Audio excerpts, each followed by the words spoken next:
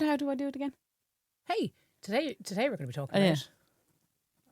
Hiya, how are you? Today we're going to be talking about weed-induced panic attacks, adolescence, and Asha Boutique upstairs in Stephen's Green. Oh, right. Yeah.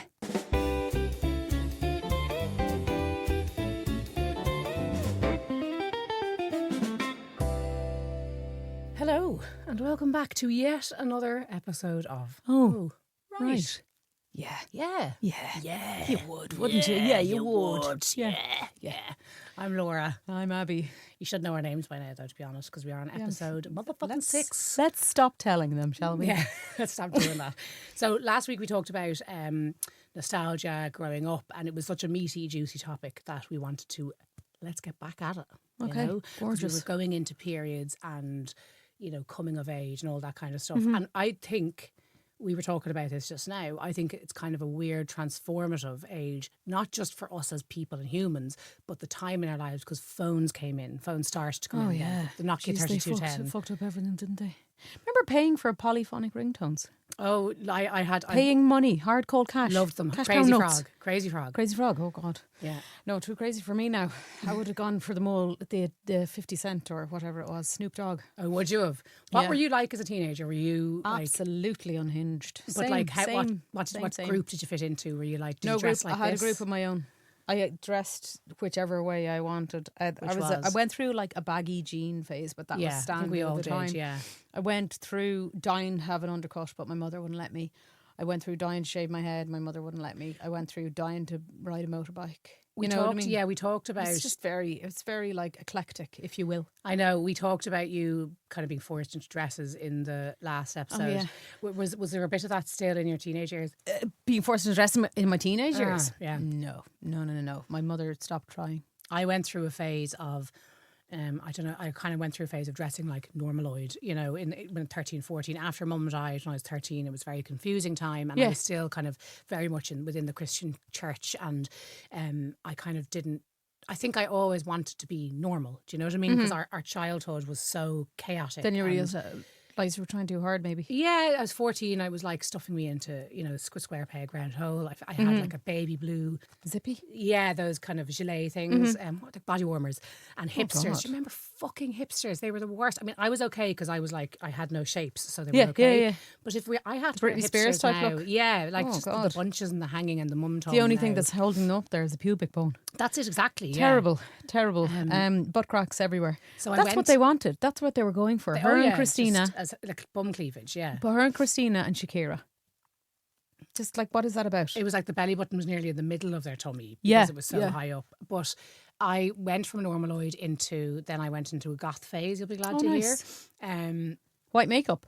Not quite white makeup. Black circles. I had like white powder, dark eyeshadow, dark black lipstick, dog collar. Black lipstick. Oh my God. Yeah, and one of was the guys... it a genuine dog collar from a pet shop, or was it Asha Boutique, if anyone remembers it. That's where we used to hang out. God. Yeah, see, you're Waterford now. You're. But I remember Asha. Oh yeah, it's upstairs in Stephen's Green. Yes, that's where we would hang out. See, and, I know my shit. See, even though you're from the Waterford, big smoke. Actually, this is one of the things I thought I knew, but I never knew.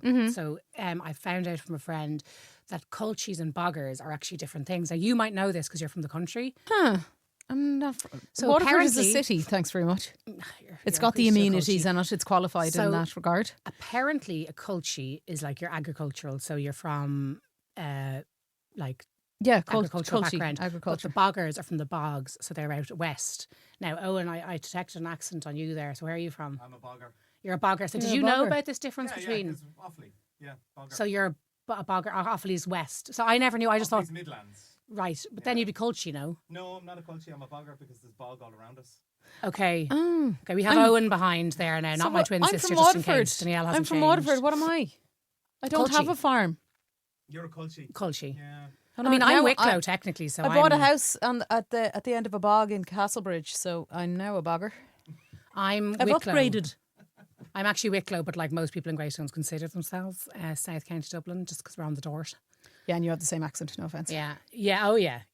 Oh, I have the same accent as Dublin. Yeah, sorry. I was like, I don't have a Wicklow accent. Thanks very much. Wicklow. No, like... but yeah, so Asha Boutique. Yeah. So my boyfriend... boyfriend... I remember shag bands. And what were shag bands? The little plastic things. Oh, the gummy bracelets. We call them yeah. shag bands. Why? Because how many people you shagged? But No, you just as actually like if they attacked. try and broke one, you'd have to shag them or something like that. That Something is- quite scary and teenagers are teenage, horrific. aggressively sexy. Well, we were also way before the Me Too movement. So, like, the sexual kind of consent and exploration was just not what it is today. You talk to someone who's in their teenage years now, and it's, you know, very consent. They've got boundaries. Boundaries. This isn't what I want. Whereas back then it was like you were cool if you got the ride, or you know, anything like that. But my first boyfriend, one of my first boyfriends, Cormac, he was a goth as well. He had like dark, he would wear purple lipstick and kind of. So when we went to the paint your hideout. nails. Yeah. Oh, yeah. Black nails. Cool. We went to the hideout during school, and we went down like an alleyway to like score, to get off with each other. And It was a very formal event, wasn't it? it was the totally. nerves. Everyone was waiting outside talking like, while we who went was and it? did it.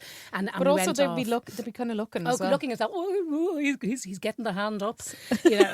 What a spectacle. And we came back and we were both all looked like we'd been sucking coal because we'd both been wearing Like black 50 lipstick. Shades of Grey. How embarrassing With is that? the white makeup rubbed off on the I black. don't know actually that. I didn't read 50 Shades of Grey, so that's very straight of you. Well, I haven't read it either. Well, how do you know it? I'm just referencing because 50 Shades of Grey, because you're wearing the white makeup. Okay, white makeup on black top. Okay, you're going into art there. as Sorry opposed about that. But I obviously digress. you must have had a different upbringing to me because you're gay. So Yeah, but I did try and have boyfriends. did you? Yeah, And really did you tried. always feel very uncomfortable about it? Very, yeah, just knowing. You know what I mean? This is. But I think it was can't. always. I mean, I was violently uncomfortable. I wasn't with it until repulsed. I was about 17 anyway. But I wasn't repulsed. Like, there was an intrigue because they were always my best pals. But I Yeah. was just like, Yeah. Okay. not doing it really. And when did you know? No, like, did you I fancy a was girl? like 15, so fairly early on. Audrey was a late bloomer actually, which is quite nice. Yes. Yeah. But yeah, no, 15. I kind of always knew. And then when I came out to my friends, there was like, yeah, duh. Yeah. I'm like, yeah, oh, thank yeah. God. And when did you come out? When I was 15. Right. Okay. Yeah. I've never been about the kind of stereotypical I am this. I remember when I was 14 though, being in club life, which was like Wes, but you know, from Greystones. Yeah. And I remember looking at girls and thinking, I think I fancy girls. And I just remember like that panicked me so much because again, you know, Christian upbringing and stuff like this. Yeah, I'm going to spontaneously combust at any moment. I was just like, yeah. And I was like, oh, no, I can't. And I put that thought out of my head. And since then I've never been, I mean, I'm growing up, I've never been like, I am straight, I am gay. No, nothing. It doesn't, it's the person for me very much. So Yeah, I'm I don't obviously, really I like- would consider myself straight now. 'cause I'm in Although a straight marriage. although it seems weird that I'm very obviously a lesbian, and you can see me coming a mile off with You this can, haircut, you especially. Like, I still like very inherently is never never say never. Like I can't, like, I'm not going to say just as easily fall in love with a man. Yeah. But I've had people who I admire, I adore for them, and like there's nothing stopping you from wanting something different. And like I was obviously Audrey's my one true. Obviously, I'm in this perfect, like what I've always wanted and everything. But back then, I was just like, yeah, whatever. Yeah, whoever. Like, do you know what I mean? It is, yeah. Whoever it is in that moment. And Because there's I definitely- still think that. Like, I don't think anyone can say never. I don't to think so something like either. that. I don't believe think so it's very either. fluid. I don't think so either. I've known straight people who've never even dabbled to go into full blown same sex marriages or relationships and then come back out of it again. I don't think we can ever say ever. Like before I had Lewin, you know, I was like, "What? No, I'm. This is my life. I'm going to get married. I'm going to have children," and it all went topsy turvy, you know. Yeah. And it's just we can never say never. I think especially with sexuality because you just don't know when you're drawn to someone. I do know gays though who would be like absolutely not about the anatomy of the opposite sex. It's just like they couldn't get it up. You know what I mean for boobs. Yeah, I don't know if it works the same way for women. That's an interesting one. I think you're feel right. like, and maybe I'm generalising, but I do feel like women can be a lot more tolerant. So who was your first girlfriend then? My first girlfriend, geez, probably a goth. Okay. Yeah. And Goth. did you feel kind of really self-conscious about the fact that you were gay? Oh no, Do it you know was what a I mean? massive secret. I lived a double Oh, life for years. wow. Yeah. Really? Even though my friends knew, I didn't, because it wasn't really talked about at home. It was a very, very touchy subject. Kind of like I lived a double life and I was trying to keep up with the lies and everything got bundled up and I felt all this shame on top of it. So it's not like a very supported experience. You know what I mean? Okay. So it was kind of extremely turbulent. So it's not this like, oh yeah, I'm me. I've always been me. Yes. It's been very easy. I'm so Yeah. confident with who I am. Yeah. There's so much attached to that. Like so much like that holds it down. And I think that's why I have problems. Remember we talked about parenthood in the second episode. Yeah. And I was just like, you know, you'd firmly and strongly have your feet grounded in motherhood. Yes. When I have this little, I can't believe it's this good. Yeah, And I don't know if it's privilege. I don't know if it's a flex. I don't know if it's notions. I don't know if it's like, oh, you look at your one having a great life.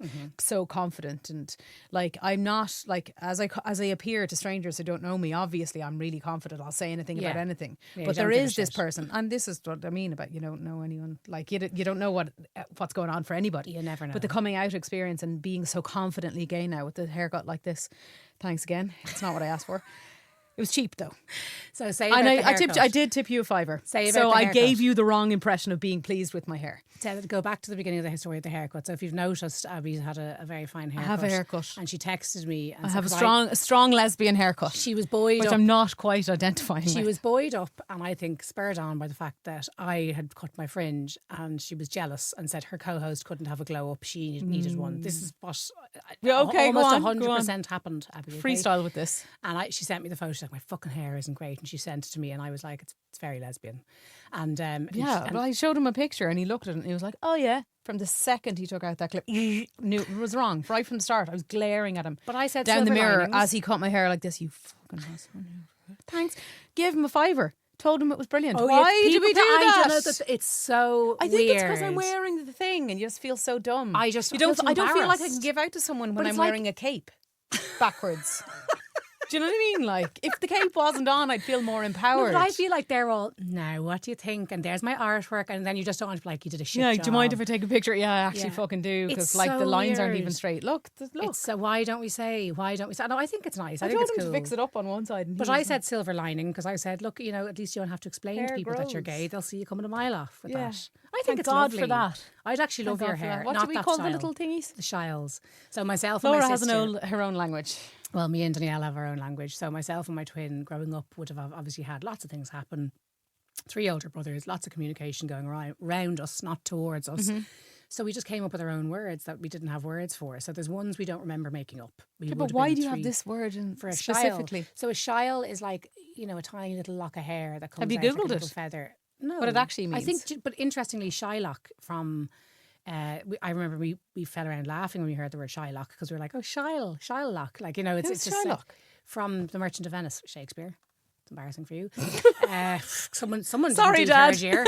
Yeah, sorry, Dad. Right. He's currently producing some kind of Shakespearean play in Garter Lane Theatre now. Is he? Yeah, for the last few weeks. Owen? Hmm? Owen? What's his Edward. name? Edward, sorry. Owen threw me there. Edward. Yeah. Go ahead. Go Yeah, ahead. he loves Shakespeare. Sorry, Shylock. Shylock, God, I'm so yeah. embarrassed now. So shiles we had words for glorious is another word. That's like I know, I don't remember making it up. That's a word So for weird. That was a word for like when something kind of sad and disappointing happens, like okay, so there's also a physical feeling attached to it. So, okay, Sundays are very glorious, like especially when you have to go back to school the next day, or like Wow. you fall asleep in a sleeping bag and you realise there's like crisps and I think 7-Up. normal people call that depression. No, because it's not depression, because it's just like, oh, that's sad and shit buzz, like, Yeah, yeah. But it's great because lots of my friends start using them, like, and we can say it to each other. It's almost like a little secret language. We can say, That's no, so no, cool. glorious, and there's loads and loads of words. We'll get into them. Wow. Feel free to use them. Write a dictionary. We'd have one. We have one. I have one. My friend made one. It's hanging on my wall. The Laura Danielle English Laura Danielle. Oh my God! You know, Yeah. I on the topic of writing a dictionary, I developed a board game. It was called Ganjopoly. Okay. It was Weed? just going back to nostalgia Yeah. and like early college days. We're in that phase.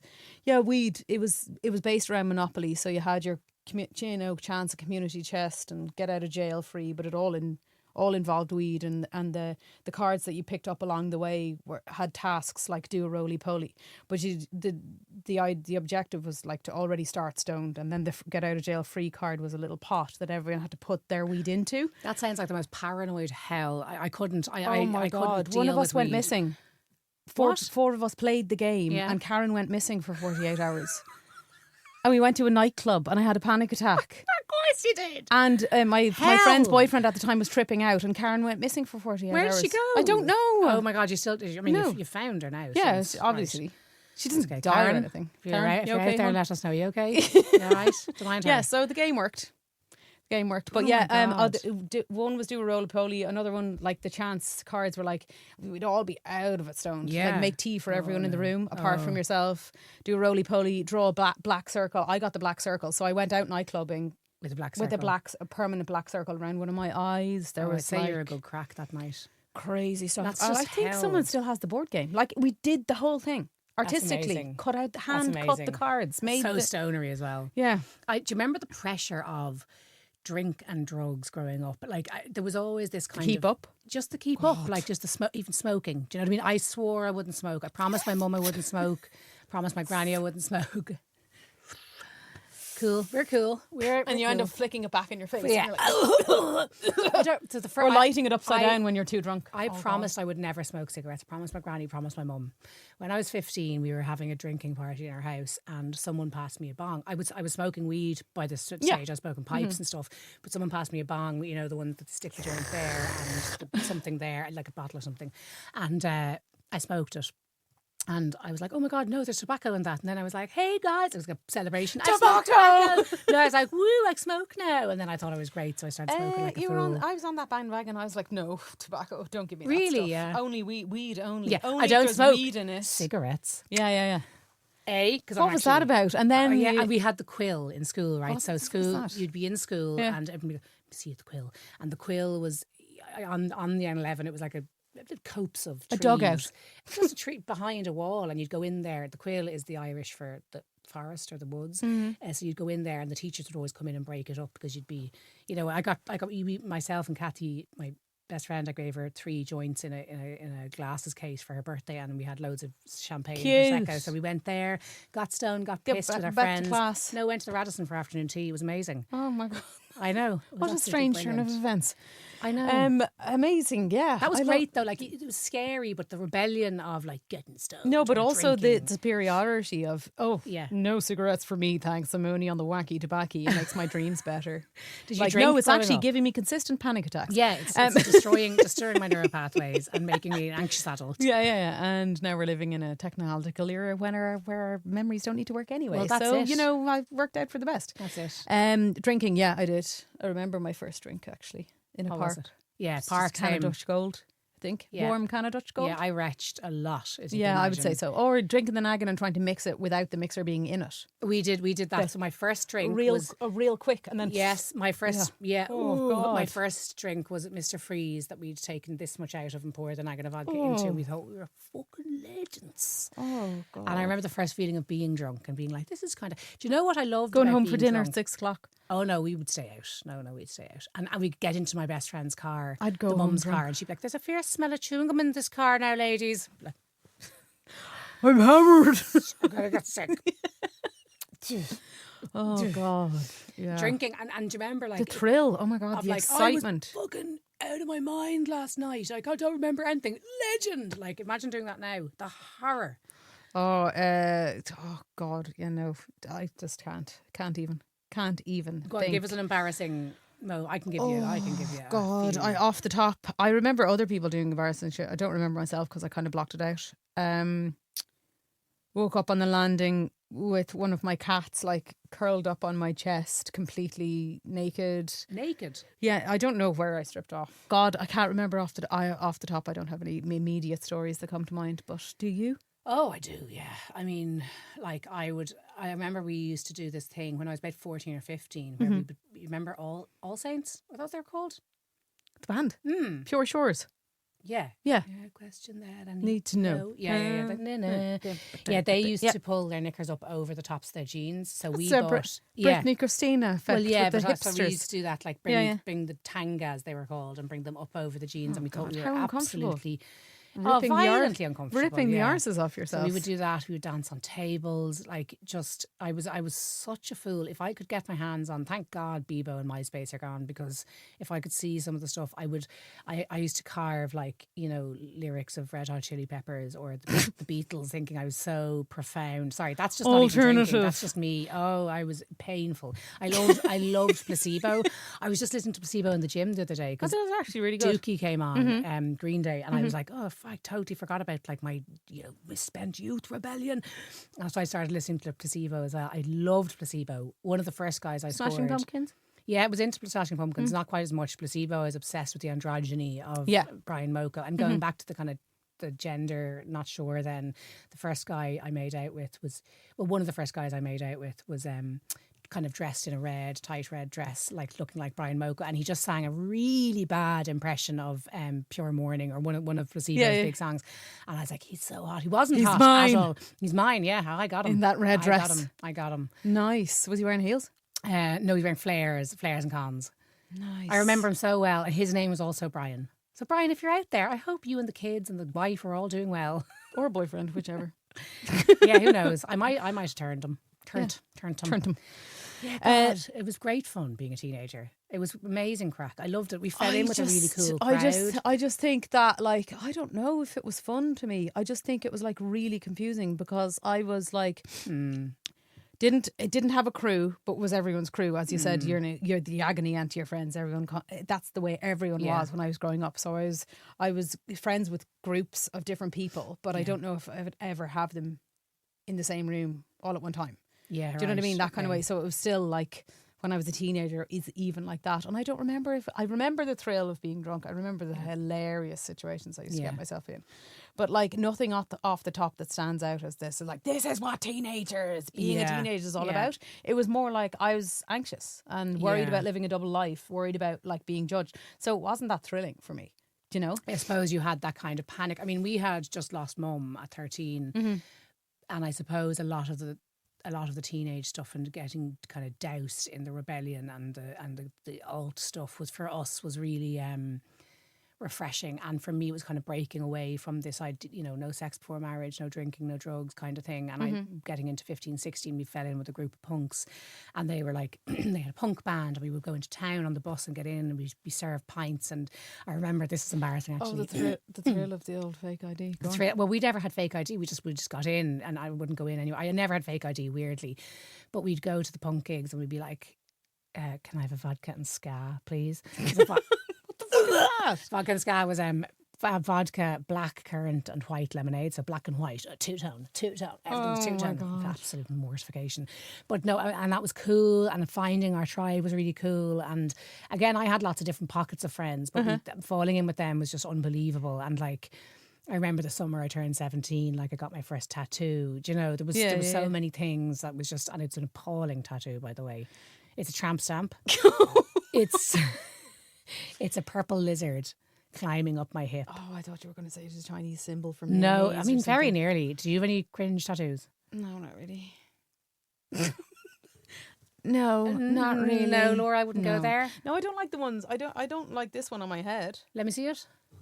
Oh, that's cute. What is it, like little? It's part of an ex-girlfriend's tattoo. Oh shit. Okay. Yeah. No, the X Factor. So, like, I mean, if you're to look at it just for abstract, a tattoo is a tattoo. But if you tell the story behind it, then it kind of wrecks it. You know. I know. So no, they're fine. Like, none of them make me cringe really, because I can't see the ones on my head, so I'm not looking at them all the time. So we're going to go back to talking about stuff because Abby had an identity crisis there and was just having a bit of a existential crisis. I was wiping out like I did in the first episode. I think completely disassociating, actually. I think this is happening because you're talking about something that's making you probably feel a little bit uncomfortable because your teenage years. It's called a trigger. It's called trauma. Yeah, maybe. Possibly. Maybe blanking out is the thing that people do. I mean, like, are you confident in your sexuality now? Like, are you okay with it, or are you apologetic about it? Fuck. But if you're dragged back to something, if you're brought back, like we were talking about adolescence, and you were like, there was these key moments that were really cool. You didn't need a fake ID, hanging out with the coolest of the cool because they were awesome. They got you into places. Yeah, I just remembered, like, just getting drunk, but there being no emotions attached to it. Like, just doing things because everyone else, it was just a thing. Do you think you were depressed or anxious because of the sexuality thing? Or it was sure. My 3 teenage years, I had so many panic attacks for 2 years that I told nobody about, and everyone thought I was anorexic. So there was a huge section around about the time of 15 to 17, almost verging into 18. Where everyone was like, what's happening? What's going down? You're wasting away. I was so thin. I was having so many panic attacks. Yeah. Didn't tell anybody that I couldn't hold down food. So every time I ate, it's not that I was starving. I wasn't starving myself. No, Yeah, no issues with anorexia at all, or a little bit body image, but like I went to the gym for that. And sorry, just a quick one. If listeners are affected by this, we'll put some numbers down at the bottom. Just if anyone's affected by the teenage stuff, the eating disorder stuff, or the anxiety stuff, we will put some numbers down. But back to you, Tortured soul. Nice to meet you. So like, oh my God, thinking about it that way, maybe it is, maybe I did go silent and maybe I can't remember anything because there's nothing like, it's not a nice nothing memory that stands out. Actually, touching on anxiety now, this is something that I think the youth of today have that we didn't. I have been having panic attacks my whole life. And I just didn't know what they were. And when I got to 19, they came to a head. Do you remember I referenced in the first episode that I was in college and I kind of lost my mind. Like, okay. Cool. Yeah. Awesome. Cool. I didn't know what they were. I just thought I was going crazy. Yeah, and same. I heard the first time I ever heard the term was from a doctor's mouth. Oh, it's a panic attack. And I didn't know what the fuck that was. Everybody has anxiety now. It's French. Panicatique, yeah. A neat little panicatique. And it's trendy. But it is, I mean, it's not, I don't know if it's trendy or if it's like the kind of everyone talks about ADHD now, or is it just, thank God it's brought into an open forum that people talk about. But anxiety is a thing now that people can just open. I couldn't tell anyone I was feeling anxious. I'd never say it. That just made it worse and worse. And I just thought I was losing my mind. I ended up dropping out of college. The doctor, the first thing that was done was go to the GP. The GP gave me a refillable script of diazepam. Whoa. I know. Now, thank God. That's hardcore. Really hardcore. But my dad took them and said, well, to give them to you as and when. I never got addicted, thank God. But like, talk about, the wrong way to go about things. We just didn't know back then. Yeah, but I think I asked the internet what it was before I told anybody about it. Yeah. So I was struggling for like 2 years. Very obviously to other people. Nobody knew what was going on. Trying to live this double life of the shame of being gay and everything like that. And like, I do like outwardly to people, I'm just like, they don't, like, as I keep going back to, you don't know what's going on with people. So I'm a comedian, I use comedy. And then your therapist, maybe it's a little bit of trauma you're hiding behind. You know what I mean? Like, and all this shit. It comes out of something. But those adolescent years, I think, might have been really tough, and that's why I can't remember it, I think, but like the no lingo, completely in a world of my own, forgetting who I was lying to about what because I had to cover up so much. I was just like I'd say I was run ragged. Wasn't sleeping, was trying to keep my social life in check, was trying to mask everything in school and all the rest of it. Like, it's really like, it's really, it's really tough. Also, like being a mother as well, like seeing Jude get into that stage of life where everything is so important about how you appear, how you seem to people. I just hope that I'm a good enough parent to teach him that it's not the end of the world and the leaving cert isn't everything and all that pressure that was just fucking thrown at you. We can break the chain, you know what I mean? Like, we can do that. And I think like, growing up as a teenager is just really fucking hard. And we got the birth of social media. We had Bebo and MySpace slightly later. MSN. And MSN. We chat rooms. Yeah, oh my God, the chat rooms. Oh my God. Dodgy. Me and my friend and my sister used to go in to chat rooms and just rile people up and really piss people off and just say, you're the weak and you're the weakest link. But that wasn't in America yet, so everyone was like, what the fuck are you talking about? We're like, you're the weakest link, goodbye, you were the weakest link. And our handle was Jinx from Pokemon, because we were kind of obsessed with Pokemon growing up. But myself and Danielle were bullied for what? In first year, just for being weirdos, because we went from like a really liberal school into like, not liberal Irish speaking school. And we were just weird. And like, and before people would be like, haha, about that. And then everyone was just like, you're fucking weirdos. But I think the reason my teenage life was okay, even after all the shit, it was because I had a twin. Do you know what I mean? I had a twin, so we could kind of, at least I always had someone in my corner. And I had 3 great older brothers, and my dad looking after us. So it was tough, but I can't imagine. And I'm just thinking of 2 of my gay friends, they're men, they grew up very comfortable in it. Do you know what I mean? And I'm not saying that they had it easy either, but they grew up and kind of knew. But you were like, I felt like being a gay woman kind of harder. No, but I felt like, I don't think it's the gayness. If you feel alone in any capacity, if you're getting bullied for your appearance or whatever spectrum you're on, or the gayness or whatever it is, ADHD, autistic, I think that if you feel like you're rooting for yourself, you really have to carve out a support system differently. If you don't, like, you didn't have the maternal figure. Like, you carved out your own support. You made your friends your family. And then figuring out who to depend on, because those teenage years are so weird when it comes to friends and making bonds and being joined at the hip, because I didn't get it. I was part of it, but I was totally on the outskirts, because I was like one friend who's supposed to be joined at the hip with another friend. The second she goes out of the room, you're bitching to me about her, but I called them out on it. I was like, hang on a sec. You're going out with her every fucking weekend you drinking. Didn't play with the bitching I was just like, what are you doing? Is she doing really? that. I would literally ask them questions. Is she really your friend if she walks out of the room and you're talking about her? Yeah, you were too sound. You were So too sound. I was just like, okay. So anyone who wants to be my friend, I was the kind of person that like, at a party, I'd be rolling all the joints and everyone would come over for a smoke and then leave, but I'd still be stationary in the corner, but people would come and go kind of thing. I just didn't care about going over to go into someone else's space. I have a good getting stoned story actually.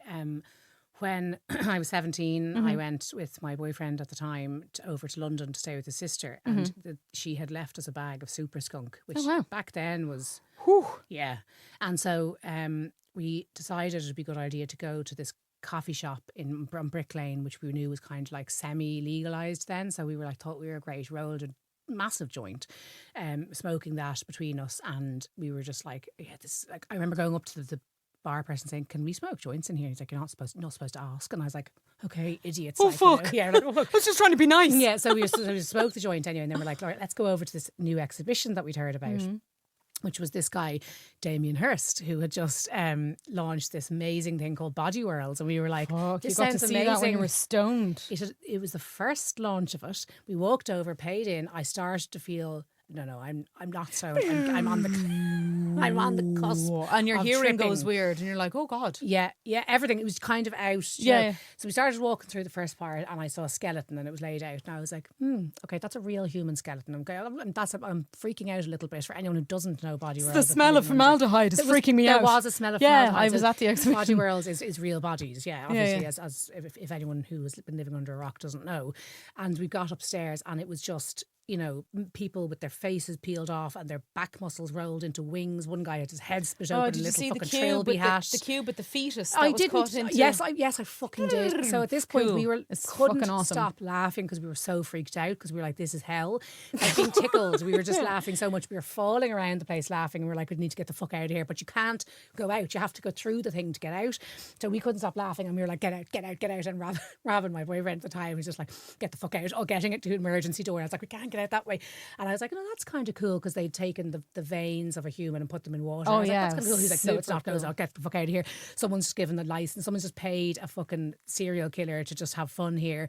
It was like a pregnant. It was just the scariest thing. And we were on the tube like, I want to go after that guy with the bat. It was just the scary. It was fucking the insane. stories that unravel. Myself and Audrey, when in the honeymoon phase, still when we got together, we How long are you together, by the way? 6 years now. Yeah, oh yeah. So we ate a cookie. I introduced her to eating I it. can't go near it. She is so fucking stubborn. This is her personality. I was like, be careful. Go easy on the cookie. There's no way of knowing who's getting the load and who's getting. There's no way of knowing the saturation of this. Fuck that. Like, So you my might friend- be getting a my giant friends made- panic attack. My friends Fuck made the that. cookie, and I was just like, take a quarter now, and eat. And she's like, no, eat the whole thing. And I was like, good luck, see you later, bye. And then she's like, 20 minutes later, green. Ate the whole cookie. She ate the entire thing when I told her not to, but I eased her into it again. Audrey. Second time, lucky, right? Had half a cookie each, a bottle of Prosecco each in her hands, chilled, went down to the beach in Fountainstown, sat on the rocks, looked at the stars. And then I was just like, and there was like, mosquitoes flying around because it was summer and it was so warm. Like we didn't even have, we only had sweatshirts or t-shirts on or whatever.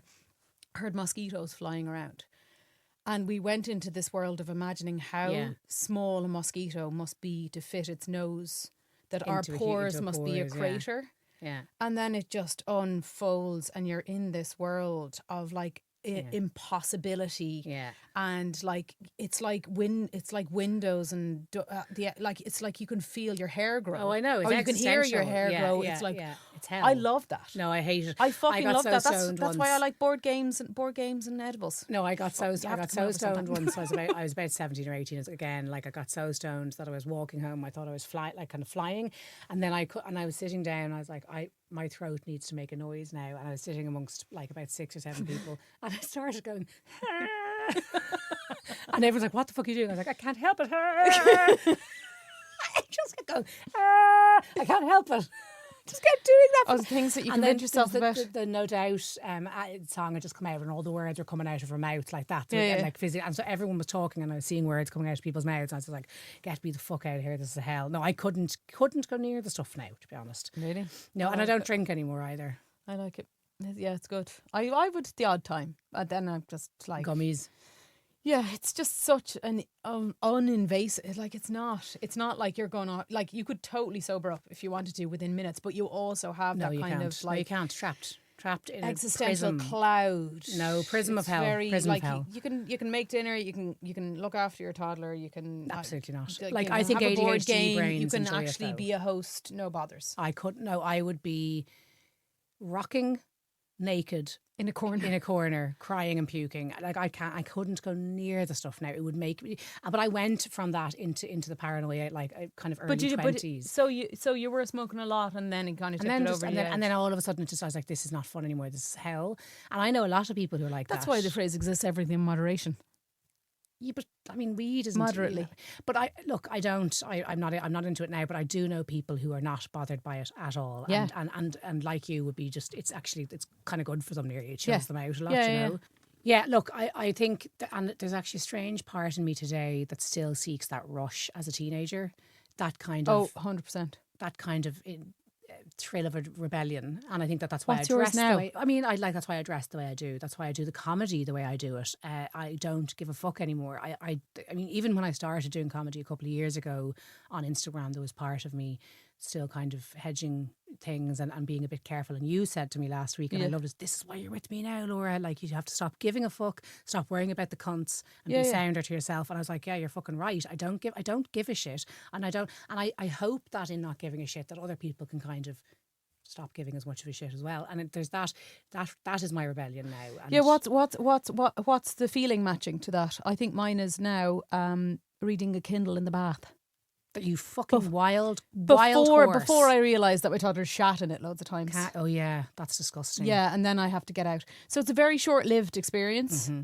But like it's like maybe the only thing that equates, because I don't really get intoxicated. I couldn't care for drink. Yeah. I'd have half a can happily. And Yeah. over a long period of time, I don't drink to get drunk. I don't drink to have a good time. Went to many sober gigs. Like, what's the feeling at home now in your day-to-day life? I think that compares to the rebellion, the reckless rebellion. Do you know what? Oh, you know it the part of is? your period. You can actually it makes it easier to answer. You know the part of your period where you're like, I need to fuck something or drink something, or ride a motorbike without a helmet. Midlife crisis. I have found in the last year, since I've been in hospital, I was in hospital last year, since then I've had to put myself first. I find that so hard. I have to, like, my sister only asked me on the weekend, could my niece stay over, and I was wrecked tired, and I did. Fuck off. I sighed. I inwardly I breathed and I said no, and like saying no to things and actually saying, do you know It what, gives I'm you going buzz. to stay in. Had dinner party on the weekend. I Farting said, on you the guys treadmill stay is up. another one. It wasn't the treadmill. I was doing reverse lunges. I was doing reverse crunches, and it's actually designed for fart making. The loudest fart, and the music was fucking quiet, and the man didn't have headphones beside me. So that's what gives you your kicks now. That's what gives me my kicks, Abby. You do it. All right, that's it. Wrapping up and ready to go. What the fuck? What the fuck? Just leave it then. No, just let me say it quickly. I have to say if you've been go on. affected by it. Yeah. All right, so thank you so much for joining us. Thanks, Abby, for your wonderful... What the fuck? Okay, let me just do it one more time. Okay, one more time. One more time. Don't thank me for anything. Don't look at me, for fuck's sake. Yeah, I won't look at you. Just don't look at you. All right, that's it. Time for another fuck that. I can't do... Okay, I can't do an outro. If you've been affected by any of the topics that we discussed in this episode, call a helpline. We'll list some numbers underneath. Otherwise, don't do drugs, kids. Oh, right. Okay. Yeah. Right.